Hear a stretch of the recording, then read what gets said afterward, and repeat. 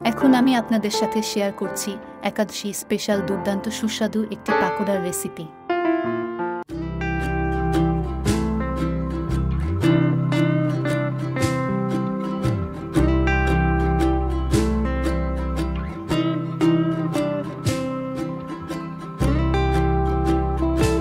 সিদ্ধ করে নেওয়া কাঁচা কলা আর আলুগুলো খুব ভালো করে চটকে নিয়েছি।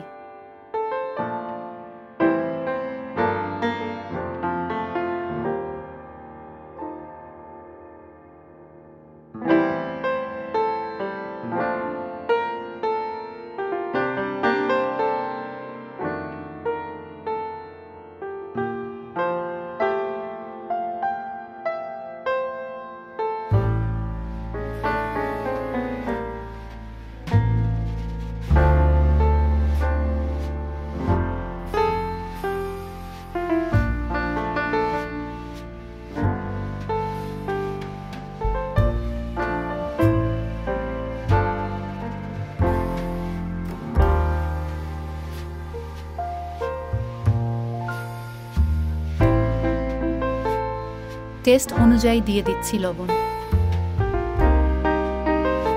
হাফ চামচ দিয়ে দিচ্ছি হলুদের গুঁড়া, হাফ চামচ দিয়ে দিচ্ছি শুকনা মরিচের গুঁড়া, দিয়ে দিচ্ছি কাঁচা মরিচ, এর সাথে আরও দিয়ে দিচ্ছি ধনেপাতা। খুব ভালো করে মেশানোর পর দিয়ে দিচ্ছি নেওয়া বাজরা আটা। যেহেতু একাদশীর দিন এমনি আটাটা খাওয়া যায় না, এর জন্য বাজরা আটাটা ব্যবহার করেছি।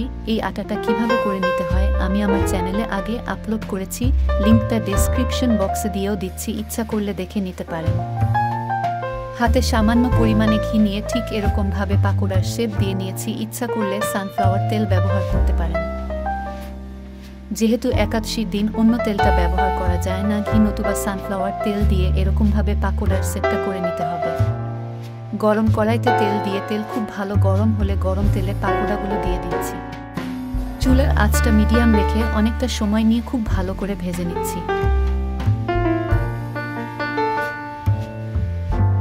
উল্টিয়ে পাল্টিয়ে খুব ভালো করে ভেজে নিচ্ছি।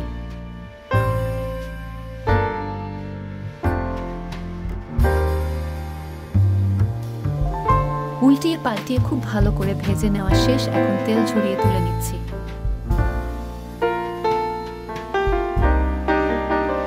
একাদশী স্পেশাল এই পাকোড়ার রেসিপিটি দেখে আপনাদের কেমন লেগেছে অবশ্যই কমেন্টস করে জানিয়ে দিবেন।